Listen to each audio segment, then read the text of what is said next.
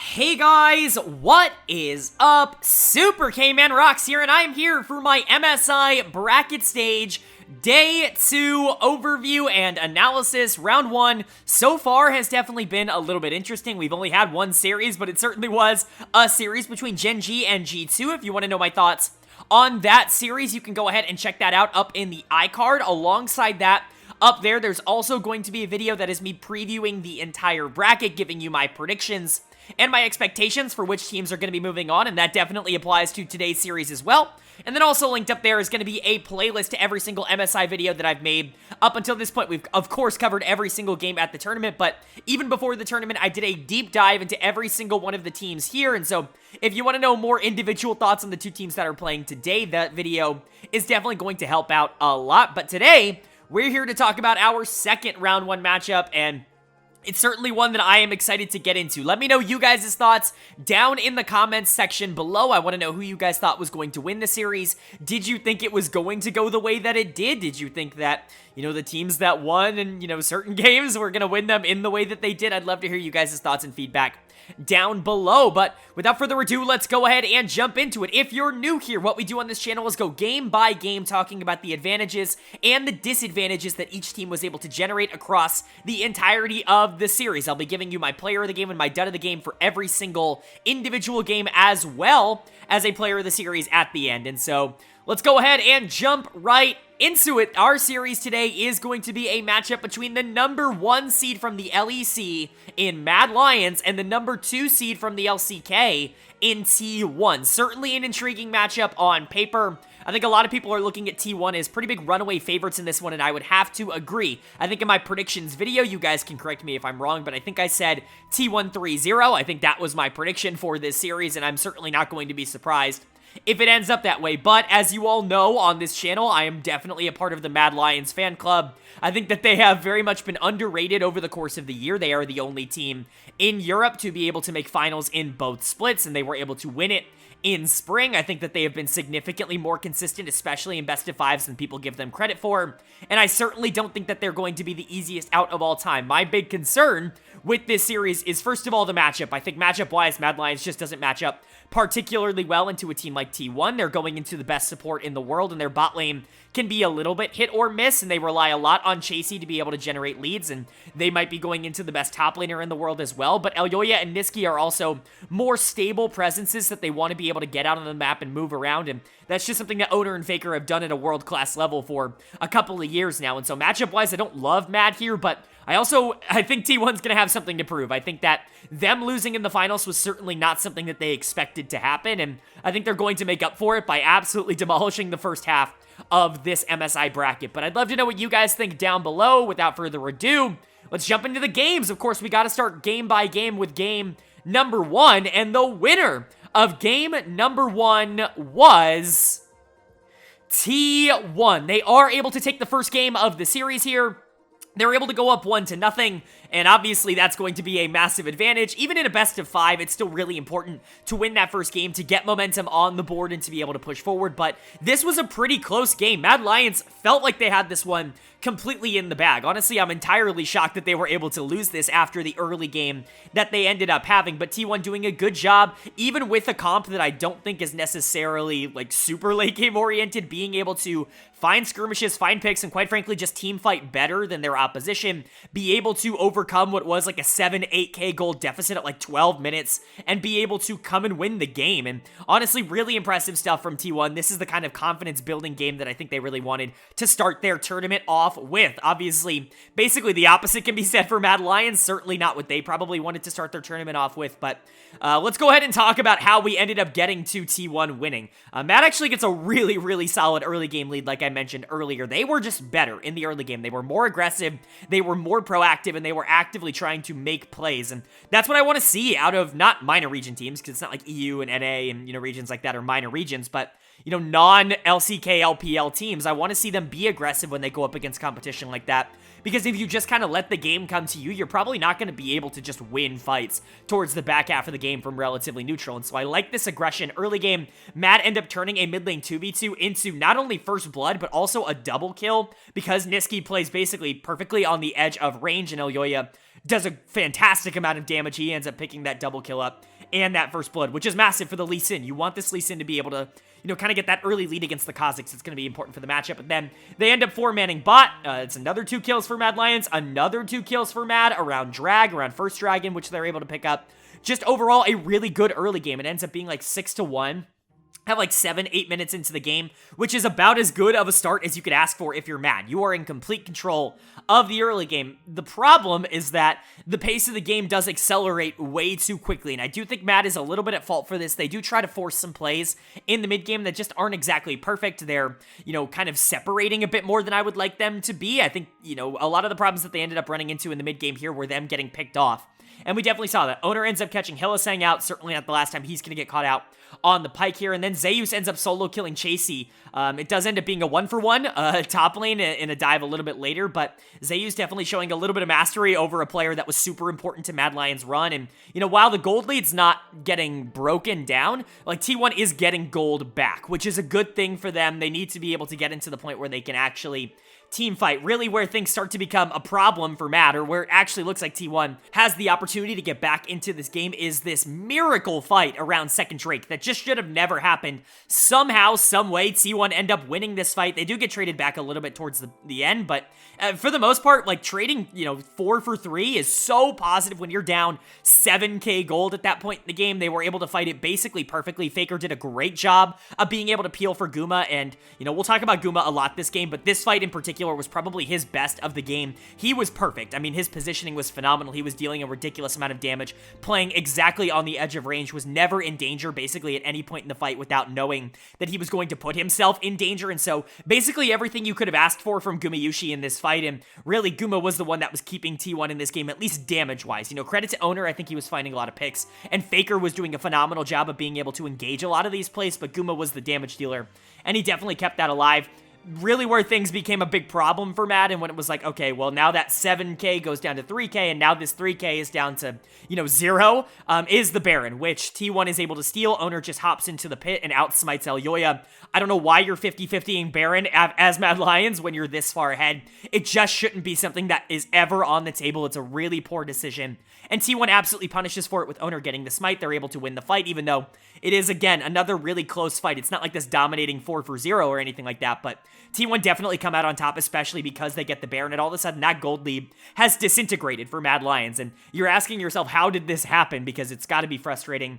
And then towards the back half of the game, it's just Mad Lions players getting caught over and over and over again. It's Hilly getting caught going way too deep. It's, T1 getting second Baron essentially forward. It's them getting aced, and then, Karzi getting caught around that dragon fight, which ends up being the final play of the game. As soon as that Xayah is dead, there really isn't a lot of damage on the side of Mad. T1 can run it down mid, and they can end the game. And so you gotta be really frustrated if you're Mad Lions, but you gotta be really excited if you're T1. This is probably not a game that you should have won, but you did anyways. You're looking at a comp with a Kazakhs, with a Nautilus mid that got super far behind early. Like, yes, you have an Aphelios Lulu, which always gives you some, semblance of a chance in the mid game, but to fall behind as much as they did and to be able to come back, I think was super important for this team and really well executed by them. Player of the game has got to be Gumayushi. I mean, the dude was quite frankly perfect in all the pivotal team fights this game. Was a little bit overextended in the early game, but it's Aphelios and Desire. Like, I'm going to accept that just a little bit. I do want to give a big shout out to Keria as well, though.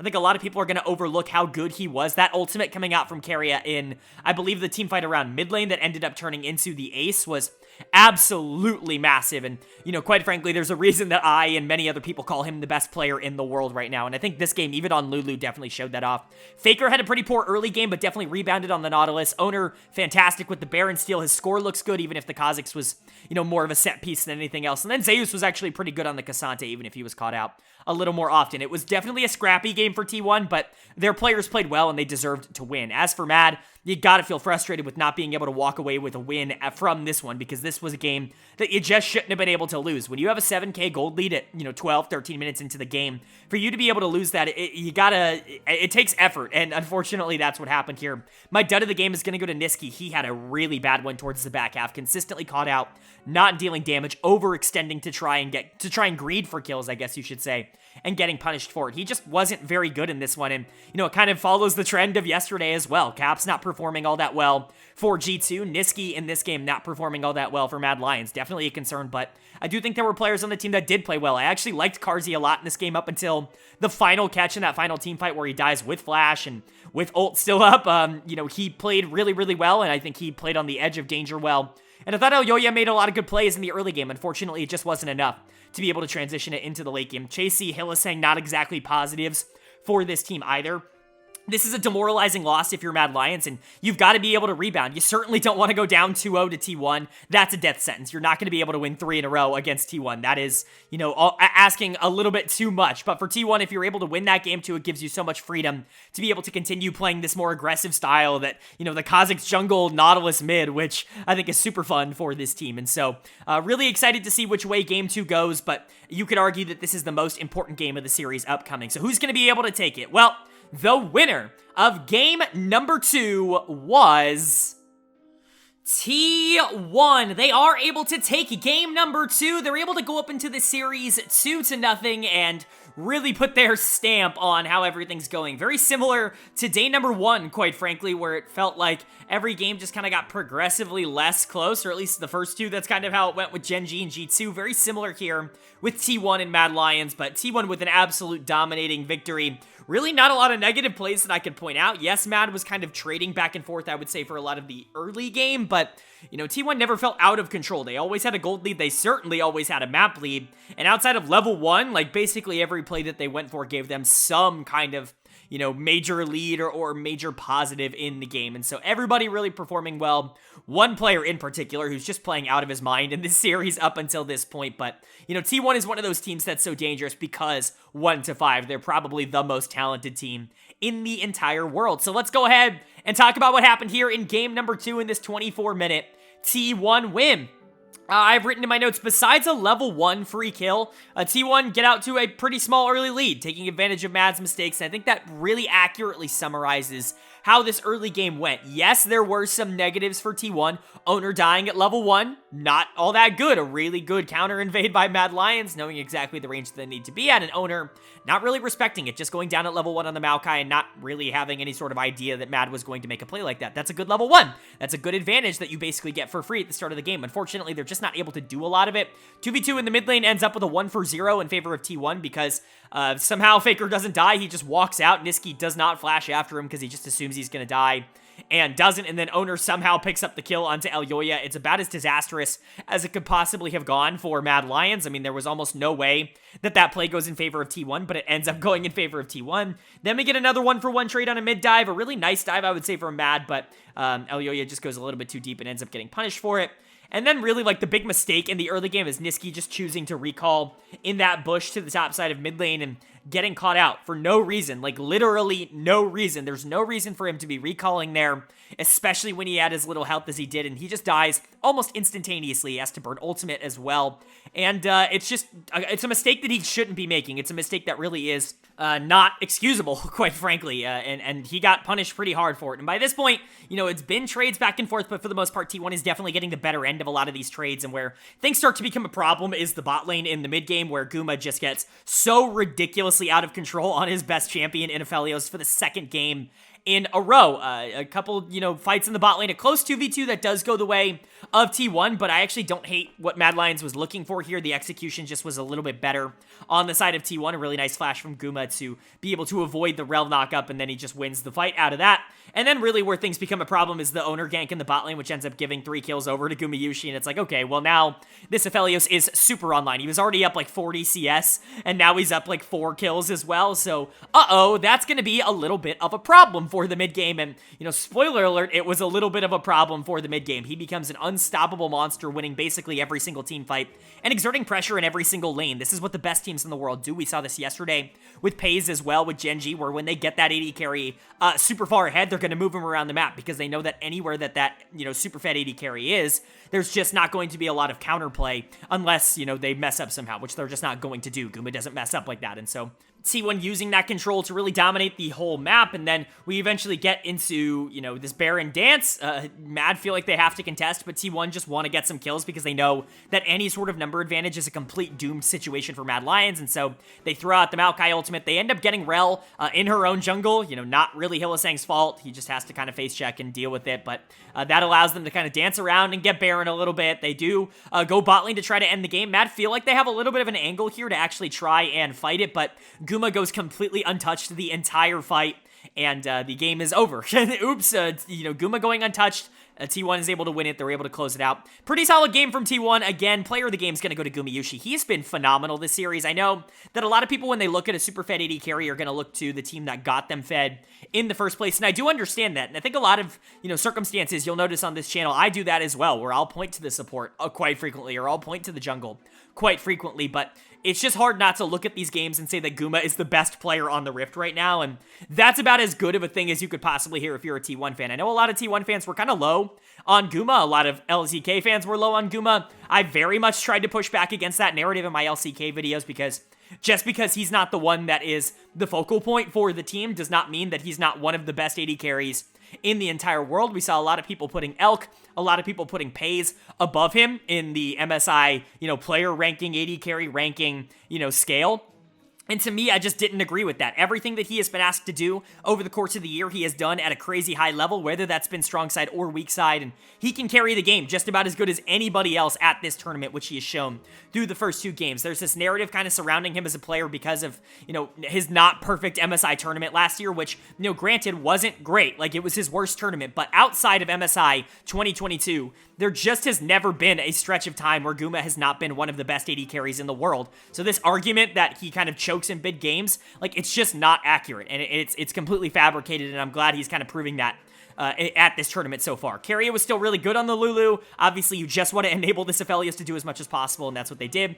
Owner with a lot of really aggressive plays only died in that level of 1, and, you know, those ultimates were really good. Faker being really aggro on the Cassante and getting out alive, and you gotta hate to see the Karma top, but, you know, the Kennen counter pick definitely coming into play here. So overall, T1 looking good. As for Matt on the other side, definitely not as many positives to give. I think this team is just looking outclassed. A lot of the mistakes that they were getting away with in the LEC, they're just not going to be able to get away with. The difference in skill level between playing, you know, the LCK and playing the LEC is pretty massive, as I talked about in the pre-tournament, and I think that's being shown off here. Niski's going to get another dud of the game. It's just the small, careless, like, thought mistakes. Like, you know, I hate to say it, but it's just not thinking enough about the play that you're going to be trying to make in the game and getting caught out for it. A couple of really bad ultimates coming out from the Lissandra. I talked about him getting caught basically for no reason in the early game to really scale things in favor of T1. Just those are the kinds of mistakes that you can't really get away with.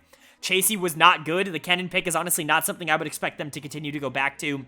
Mad Lions has been the one banning out the Jace. I would expect that, especially if they're going to be on blue side, to be an early pick from them. That's something that they've really kind of gravitated to a lot over the course of the year, and I'm surprised to see that continuously taken off the board with them having first pick. But I honestly want to say that Carzzy was really not all that bad this game. I know his scoreline doesn't look all that good, but in my opinion, he's probably been the best player on Mad Lions across this series so far, and it's just a little bit disappointing that everybody else is just not stepping up. But for Mad, they just look outclassed.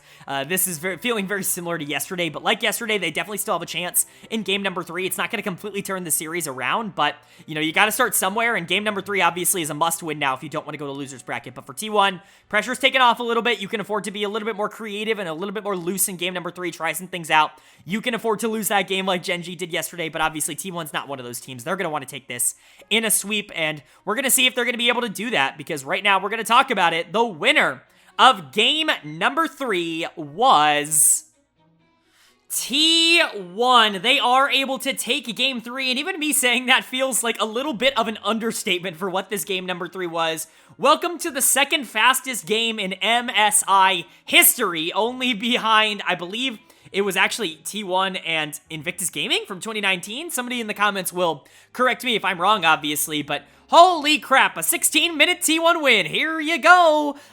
This is about as disastrous as it could have possibly gotten for Mad Lions. There were almost no good things to take away from this game, and this recap is going to be a lot shorter than some others because there really isn't a lot to talk about game-wise. It's really T1 generating a lead in the early game by being super aggro and then just never relinquishing it, getting pick after pick after pick and fight win after fight win after fight win to be able to end the game, and that's exactly what we got. So I'll go over it really quickly, but for the most part, this is probably going to be the shortest game review because it was 16 minutes. There's only so much action for me to even cover in the first place. T1 gets a lead in the early game by being super aggro. The level 1 in game number 3 actually goes the way of T1. They do the crazy Scion 4-man bot at level 1 play, dying on purpose to try and, make things work, but it actually pays off. They go 2 for 1. They do give up first blood, but going 2 for 1 definitely makes it worth it, even with Elyoya counter ganking it and kind of seeing it coming at least a little bit, which is kind of what you want to see, but, it's just more bad after that. T1 grabs another couple of kills, bot lane in a 3v3. I think it was 2 kills, and from that point, Gumayushi's online owner has single-handedly destroyed Karzi and Hylissang's chance at playing this game basically at all for the rest of, game number 3 in its entirety. Zeus ends up trading 1 for 1 on a dive top lane while Mad gets destroyed by Faker roaming down bot lane in this really big 3v3 that turns into a 4v3 fight for T1. And so it's just play after play after play that even when Mad feel like they're going out and trying to do something, trying to be proactive, trying to win on a part of the map that they have some level of pressure on, T1 just answers by dominating that other side of the map even harder, and bot lane was completely over by like 6 or 7 minutes into the game, and we definitely saw that. Whether it was Guma getting ahead, whether it was Owner playing really well, whether it was Faker roaming down bot and getting a free double kill basically for free, there was just not a lot of positives you could give. Elyoya almost immediately caught it his own red. Niski gets killed in the mid lane with like a 4-man gank. Elyoya instant a fight top lane, taking the Lee Sin Q for no reason. It's just play after play after play after play where it's like, Mad, are you even in the same game? Like, are we watching the same thing? They look completely defeated by this point. They have no fight in them. And then, T1 win a fight at 15 minutes. And it's like, okay, well, that was expected. But they don't stop. They keep going. And then they take Inhibitor Tower. And then they take Inhibitor. And then they take Nexus Tower. And then they get 2 more kills. And then they take the other Nexus Tower. And then they get 2 more kills. And then they just end the game. At 16 minutes, like, okay, sure, I guess if you just wanted to get this out of the way, you absolutely could, but really there wasn't a lot of action. It was just T1 getting picks, winning fights, and ending the game. Like, it was about as simple and coherent as a game as you could possibly have given, and T1 looks phenomenal for it. They were dominant. I'm gonna give player of the game to Owner, but screw it. Give it to Guma, give it to Carrier, give it to everyone, right? Like, this, you don't win in 16 minutes because anyone on the team lost. Like, everyone was perfect, but Owner, in particular, I thought played really well in this series. I had been giving a lot of praise to Guma over the course of the series, rightfully so, and I think you could absolutely give him player of the game here, but I'm gonna give it to Owner for being the one that went bot lane over and over, trying to impact that lane as much as possible, and I definitely think it ended up working. Credit to Owner. I thought he played really well, but Guma is going to get my player of the series for the series as a whole. You can talk about, maybe, the other player setting him up really well, and, you have a comp with 3 tanks on the front line to be able to peel for the Jinx, but his positioning in a lot of these games was near perfection, especially on the Aphelios, but even on the Jinx here, he was never in danger, even in a lot of these really aggressive plays, and that just goes to show you how fantastic T1 is around playing around him, even if they don't have a ton of practice doing so over the course of the year. So just good stuff from T1, about as dominant as you could ask for. Faker gapped Niski super hard this series. Zeus was way better than Jay-Z. Just not a lot of negatives for T1. They were dominant, and they showed that off in all 3 games.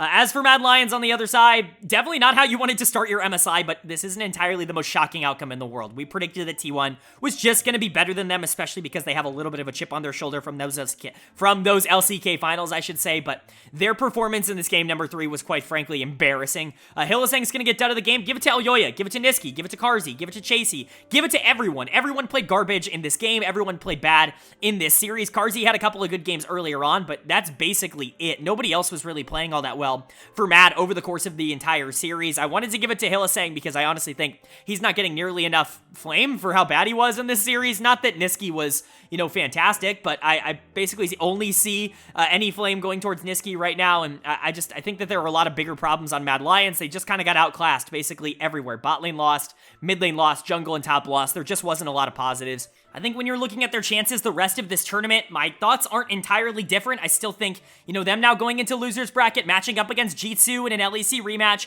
it's certainly not worst case scenario for them. I know that their morale is probably going to be pretty hard hit by this series, but they've already shown that they can come back from being in a detrimental spot in their own regional league. I imagine that, going up against G2 again, it's not going to be something that they feel any sort of different kind of pressure. They weren't supposed to win this series. They probably knew they were going to be, walking down into loser's bracket in a little bit less of a, heavy momentum state.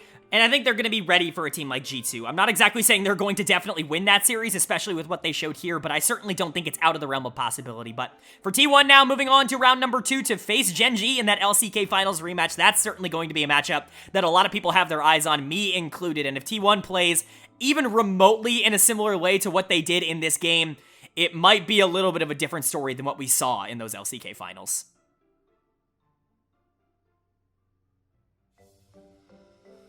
All right, but that is going to do it for my MSI bracket stage round 1, day 2 overview and analysis. Up on the screen, you're going to see the updated bracket. Obviously, Gen G and T1 moving on to that round 2 matchup. G2 and Mad Lions now rematching in losers bracket. This is about what we expected. The LCK and the LEC rematch. We're going to have to see later on in this week if the LCS and the LPL follow suit, with the North American teams going down to the lower bracket and the LPL teams moving on, obviously. I'm very excited about Cloud9 versus BLG. I'd love to hear you guys' thoughts on who you think is going to take that series down in the comment section below. It's the series that I think will be the closest in round number 1, and, you know, I'm certainly hoping that it's the closest. I still think BLG is going to be able to come out on top, but I certainly don't think Cloud9 are pushovers by any stretch of the imagination. So let me know what you guys think down in the comment section below, and of course, let me know if you enjoyed the video. If you did, leave a like. It really does mean a lot to the channel. It helps, you know, get this video out to a lot more people, and it lets me know you guys are enjoying it. Of course, if you are new here, hit that subscribe button. We're posting about every single day of MSI here on this channel. The bracket stage, we've already done all the play-ins. You can check that out in the playlist that's still in the iCard. But if you enjoyed the content today, you're probably going to enjoy it for the rest of the tournament as well. So hit that sub button and hit that bell. But with that being said, I hope you all are having a great day. I hope you continue to have a great day. And I will see you all later.